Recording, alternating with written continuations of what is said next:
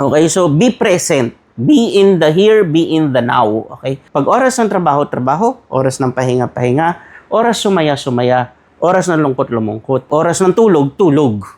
Alam niyo mas malaki ang i-improve ng quality of life natin. Malaki ang madadagdag sa saya natin. No? Tapos mas ma-appreciate natin at tayo, nung mga tao, nung sa paligid natin, kapag ganun tayo. Proverbs chapter 10, verse 3 to 5. Okay. The Lord does not let the righteous go hungry, but He thwarts the craving of the wicked. Lazy hands make for poverty, okay, but diligent hands bring wealth. He who gathers crops in summer is a prudent son, but he who sleeps during harvest is a disgraceful son. Pray tayo. Lord, maraming salamat po, Lord, sa opportunity na mag-aral po ng iyong mga salita. Ang panalangin po namin, Panginoon, ma-apply po namin sa aming araw-araw na buhay, sa business, sa trabaho, maging sa relasyon, Panginoon, na sa aming mga pamilya, Lord, sa aming mga kliyente. Lord, we thank you, Lord God, for continually blessing Rene Lau, Lord God, this salon, the Parisan, Lord God, and all the staff here, Ate Nitz, Kuya Norman, Sir Vince, Lord God. Maraming salamat. Pati po yung mga staff po dun sa Parisan. Pati po yung mga clients na dadalhin mo dito at doon. I-bless mo po, Panginoon. Ma-experience po nila yung love, yung grace mo, Panginoon, through the services that we render. Lord, salamat po in Jesus' name. Amen. Amen. Ang ganda, no? Napaka-real talk. Napaka-real talk niya, no? Hindi papayag si Lord na magutom ang matuwid. Okay? Tapos, sandali, bakit may nakikita akong matuwid naman na nagugutom? Diba? So, sabi, hindi papayag si Lord na magutom ang matuwid. Tapos, sinabi dito kung paano ang matuwid. Nasa verse 3 yung pangako na ang taong matuwid hindi papayag ang Diyos na magutom. Tapos, sa naunang verse niya, sa verse 2, sabi, yung kayamanang nakuha sa pandaraya, hindi tumatagal. Di ba? Tapos sa verse 4, ang sabi yung tamad naman, maghihirap. So, yun yung kabaliktaran ng taong matuwid. Ang taong matuwid, hindi nandaraya, hindi tamad. Kung hindi ka nandaraya, hindi ka tamad, hindi ka magugutom. Okay, so, yun. Ngayon, karaniwan, pag sinabi, wala naman akong ginawang masama, di ba? Wala ka rin ginawang mabuti, eh. Di ba? Parang, kung nakatambay ka lang, wala kang ginawang masama, pero wala ka rin ginawang mabuti. Tapos nagugutom ka. Okay? So, tapos sinisisi mo ang Diyos, no? Sabi ni Pastor Ed Lapis dati, kung talagang wala talaga, imposible na halimbawa, nasa compound ka, o basta, sabihin mo lang, kahit nga wala kang bahay, kahit dito, yung mga watch your car boys, di ba, yung naggaganyan dyan, kung masinop lang sila sa pera, makakaipon sila eh. Kasi ang barker sa Cubao, yung barker sa FX, kumikita yan ng 20,000 isang buwan eh. Wala pa silang tax, wala silang di ba, tapos hawak pa nila oras nila, no? Kung masinop sila, makakausad sa buhay. Oh. Kung talagang lalaban ka, kung hindi ka mauunahan ba ng hiya at ng pride, no? Kung ano ba, sabihin mo wala ka, magtanong ka sa mga kaibigan mo, kailangan ko ng trabaho, baka may pwede kong gawin sa inyo. Sabi nga ni Pastor Ed, mga tok pa ng kapitbahay, sabihin mo, gusto niyo po magpalaba? Diba? So, pwede talaga eh. Oo. So, pwede eh. So, oo. Yung sinasabi nila, Chingitan, nahiya ka magtrabaho, di ka nahiya mangutang. Diba? Yung oras mo, iikot din yan eh, kaysa sa nasa trabaho ka, tsaka nasa bahay. Aandar yung oras eh. Tapos kakain ka rin, mag-uupa ka rin ng bahay, magkukuryente ka rin. Pag hindi ka nagtrabaho, mababaon ka na mababaon. Kasi mas malaki ang ginastos mo ngayong araw kaysa sa kinita mo. Pag di ka lumabas ng bahay, malaki yung gagastusin mo eh. So, ganun din. So, kaya kailangan, kung gumastos ka ngayong araw na to ng 500, at least kumita ka ng 600. Kalimbawa, sa amin, sa bahay namin, 15K ang upa. Sa house rent, 15K. Nire-rent lang namin yun eh. Pero mura yun sa pwesto namin kasi corner lot, 3 bedrooms. Tapos, kaya may studio ako doon. Yung ganong unit, 25K yun. Nakuha namin ng 15 kasi nung unang dumating kami, rundown, barracks ng construction, wasak-wasak, ang dumi-dumi, pinaayos namin. Ayaw ni Mrs. Sabi niya, ang pangit. Sabi ko, hindi, ito mas maganda kasi makukuha mo tong mura. Tapos nang ipaghagi, dapat nga 12K lang eh. Para nang hinayang lang yung may-ari. So nakuha namin ng 15. pinaayos. Ngayon ang ganda, pag nakapunta kayo doon, may alfresco dining sa labas. Tapos, so ay, ang sabi ko kay Mrs., at the very least, kasi etong 15K, kasi ako sa bahay, ang gusto ko sa bahay, natutunan ko sa mga Chinese. Ang gusto ko sa bahay, kumikita yung bahay. The typical Filipino family, lalo kapag OFW, lahat ng kita niyan, i-invest niya sa bahay para maganda yung bahay, pero yung bahay hindi kumikita. Hindi kumikita. So, ang laging laman ng sala, ang tawag natin, di ba, living room? Yung living room natin, ang laging nakaset up yan pang lounging. Ibig sabihin, panghayahay. Di ba? Ang sala ng Pinoy, panghayahay. Malaking couch, malaking TV, panghayahay. Ang Chinese, hindi. Ang ground floor ng Chinese, business, hardware. Ang magaganda lang yung mga kwarto. Yung sala, puro ano yan, supply, mga binibenta nila, mga ano. So yung bahay, kumikita. Halimbawa, yung sa amin, sabi ko, at least itong bahay, at the very least, pakitain natin ng at least dapat kumikita siya ng 500 isang araw. Bakit? Kasi 500 a day pag 15,000 a month. Hindi yan naiisip ng iba eh. No, kung ang upa mo 15,000 a month, 500 a day ang bayad mo doon, parang hotel. 500 a day ang bayad mo doon. At kumikita siya. Okay, so tapos dito, ang sabi dito, lazy hands make for poverty. Sa New Testament may equivalent yan. May sinabi si Paul. Ang sabi ni Paul, ang tamad, wag pakainin. Bigyan mo ang tao ng isda, kakain siya isang araw. Turuan mo siyang mangisda, kakain siya habang buhay. So sabi niya, ang tamad, wag pakainin. Ano ibig sabihin ng tamad? Ang ibig sabihin ng tamad, intentionally ayaw niyang gumalaw. Hindi yung hindi niya kaya. Iba yun eh. Di ba? Ano yun eh? Disable yun eh. Okay, may sakit. May sobrang tanda, sobrang bata, may sakit.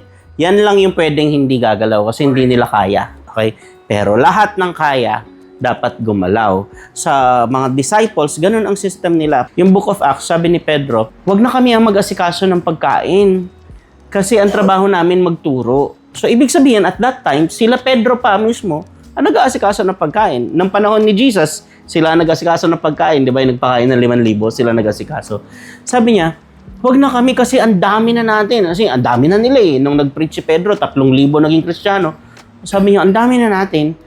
Kumuha tayo ng mga tapat na tao na mapagkakatiwalaan na mag-aasikaso nitong pagkain. Para kami, magawa namin yung pagtuturo, na mai-devote namin yung oras namin sa pagtuturo. Ano ibig sabihin? Dapat lahat tayo may ginagawa. Ito ang sakit ng typical Filipino family, kaya hindi umuunlad. Hindi ko alam kung meron ito sa ibang kultura, pero definitely sa West wala nito. Yung concept ng breadwinner. Sa West, ang breadwinner lagi yung tatay. Ang nanay, ang homemaker. Okay? I-secure niya yung pamilya ng maayos. Sa Philippines, ang nangyayari, yung breadwinner normally panganay na anak. Pag nag-retire na yung tatay, hindi kumuha ng insurance, walang retirement plan. Ang magiging breadwinner yung anak. So, laging ganun. Proud tayo nun. Breadwinner ako eh. Ako, breadwinner ako. Matagal eh. Panon. Pero pag pinag-iisipan mo maigi, kung wala sanang breadwinner na isa, kung lahat tayo gumalaw, ang yaman natin. Laging ganon sa Philippines. Natatanda ako lagi sinasabi ng papa ko eh, kung sino ang meron, siya ang magbigay. So eventually, okay naman ako, happy ako doon. Pero eventually, na-realize ko, kung sino ang meron, okay, magbibigay, tama yun. Pero kung yung wala, dapat gumawa rin siya. Para lahat meron. Okay? Hindi tayo magkakapare-parehas, syempre. Pero dapat lahat meron. Dapat lahat may ambag. Mas mabilis tayo uusad doon. Okay? Ito naman ang West. 'Di ba ang West, pag yung bata pa tumutulong na sa family business, anong tawag nila? Exploitation daw, 'di ba? Sa ating mga Pinoy ganun eh. 7-year-old ka, dapat marunong ka na magsaing, marunong ka maglinis, 'di ba? Ang mga Chinese, bata pa tinuturuan na sa negosyo. Kaya habang lumalaki, hindi pa nga graduate, marunong na ng business eh, no? So ganun sa kanila eh, 'di ba? Kaya sila ang uunlad. Ang mga Amerikano baon sa utang. Ang Amerikano, pag graduate niyan ng college, baon yan sa utang, sa student loan.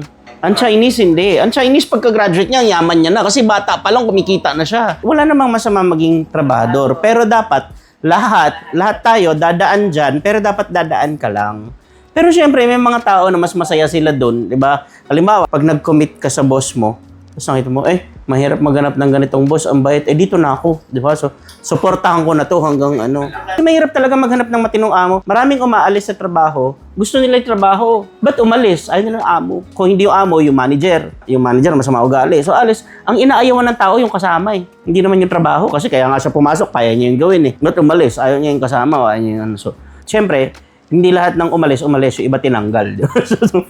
So, tapos, ang sabi dito, lazy hands makes for poverty. Tapos, ang kabaliktaran, ganyan lagi ang style ng Proverbs eh. Nilalagay niya kung ano yung kabaliktaran. Ang sabi, but diligent hands brings wealth. Ibig sabihin yan, yung wealth po, basta galing sa diligence, hindi yan masama. Ang yaman na pinagsikapan sa makadiyos na paraan, hindi masama. Lagi ko sinasabi yan, ang masamang tao, at yung taong mabuti o at least gusto ng kabutihan, i-argue naman iba, wala naman tao mabuti, lahat ng tao masama. Siyempre, pag kinumpara mo sa Diyos, di ba? Pag kinumpara mo sa Diyos, walang tao mabuti.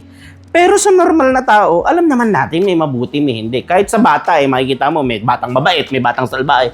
Di ba? So, yung taong masama, mas marami siyang pera, mas marami siyang magagawang masama. Mas marami silang magagawang masama. Yung taong mabuti, ang gustong gawin, mas marami siyang pera, mas marami pa siyang magagawang mabuti. Ngayon, yung gustong gumawa ng tama, magtayo ka ng orphanage, magtayo ka ng hospital, mag-medical mission ka, magpaaral ka, magpa-scholar ka, lahat ng gustong maggawa ng mabuti, kailangan din na rin ng pera. Mas marami silang pera, mas marami. So, ang usapan, hindi pera. Ang usapan, yung puso. Ang tanong, hindi yung nagkakapera ka ba dyan? Ba't ka nagkakapera dyan? Di masama yan. Hindi. Ang usapan, ba't mo gusto magkapera? Saan mo gagamitin? Kaya, di ba yung iba sasabihin, yung mga, church, bakit binibigyan ng pera? Pag wala naman yung pera, ano ang sasabihin naman? Yung church naman, walang ginagawa. Paano siya gagawa?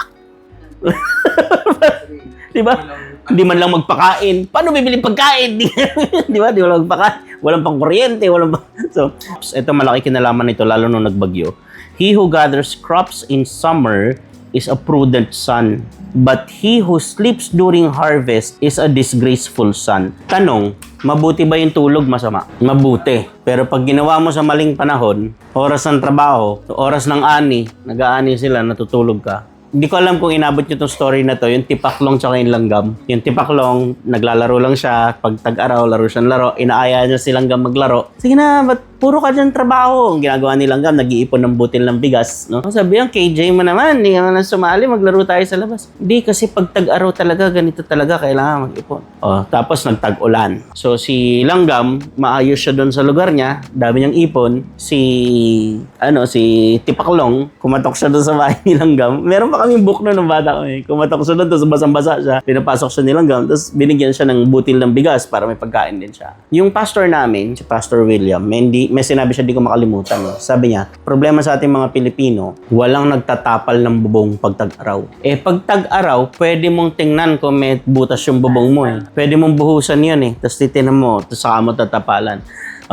Tapos wala ring nagre-reinforce. Tinitingnan kung mahuna na ba, baka hanginin. Pag tag-araw, lahat yun ginagawa. Pag tag-ulan, nung nagmumotor ako, ang una kong ginawa, nagbasa ako ng mga articles, ng mga magazines kung paano magmotor. Kasi marunong lang ako mag-bike. Tiningnan ko yung paano ka hindi madidisgrasya sa motor. Ito ang kabilin-bilinan ng mga expert. Sabi nila, yung bike mo, ihanda mo para sa magandang takbo. I-check mo yung langis, ihanda mo yung bike mo, yung motor mo, para sa magandang takbo. Yung sarili mo, ihanda mo para sa magandang bagsak. You prepare the bike for the good ride, you prepare yourself for the fall.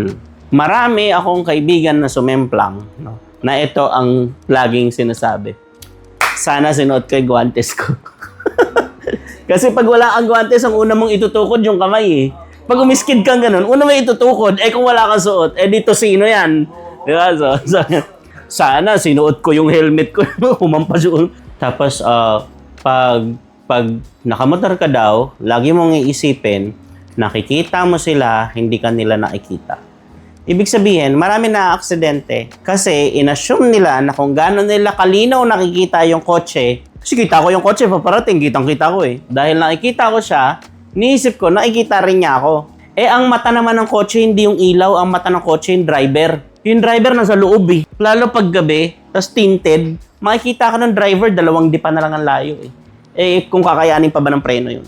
Yun. Tapos, ang pinakahuli, hindi daw yan pagalingan mag-drive. Pagalingan mag-memorize ng kalye. Ano ibig sabihin? Huwag kang mabilis pag di mo kilala yung kalye. Kasi hindi mo alam kung nasan yung lubak o nasan yung mga bato.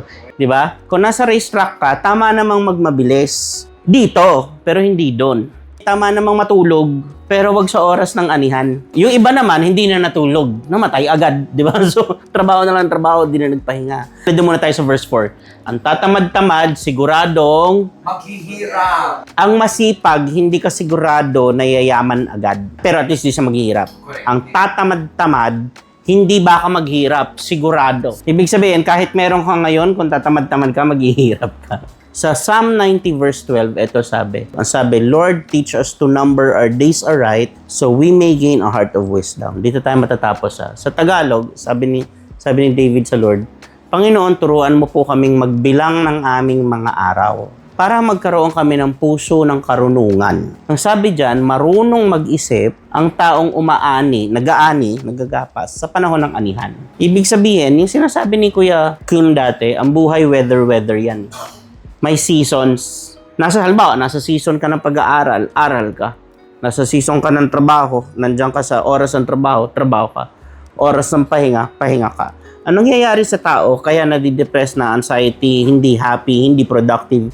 Kasi nandoon siya sa isang season, tapos nasa ibang season yung isip niya. Nasa trabaho ang isip gumimik. Nasa gimik ang isip trabaho. Oras ng kain, ayaw kumain. Nag-uusap, imbes na mag-usap, nagsi-cellphone. Nagsi-cellphone, hindi mo alam kung ano, kung walang planong gawin, kaya naubos ng oras kagaganyan, di ba? Nasa simbahan, oras makinig, nakikipagkwentuhan, oras makipagkwentuhan, magsi-cellphone. Ano ba talaga? Di ba? So, yan ang nangyayari sa tao. Meron lang tayong season at yan, may limited na oras. So, katulad dito, limited naman yung oras dito. Yung work ninyo dito, tapos uuwi rin kayo. So, pag andito, todo trabaho dito. Pag uwi sa bahay, pag nakauwi na, tapos na yung pag tapos na yung sideline mo at kasama mo na kasama ka ng anak mo kung ano, ibigay mo na dun yung oras. Okay, so be present. Be in the here, be in the now.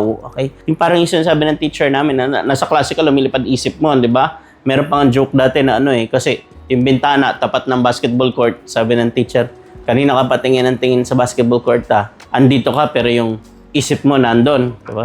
Sabi niya, ma'am, gusto niyo po, doon na lang ako, pero isip ko andito. Hindi, pero yun, alam niyo mas malaki ang i-improve ng quality of life natin. Malaki ang madadagdag sa saya natin. No? Tapos mas ma-appreciate natin at tayo, nung mga tao, sa paligid natin, kapag ganun tayo. Pag oras ng trabaho, trabaho. Oras ng pahinga, pahinga. Oras sumaya, sumaya. Oras ng lungkot, lumungkot. No? Oras ng ani, huwag matulog. No? So, oras ng tulog, tulog. Let us respect the season. No, yung ani, season yan eh. Hindi naman buong taon ani eh. No? So, pag oras ng tanim, pahinga, ani. Okay?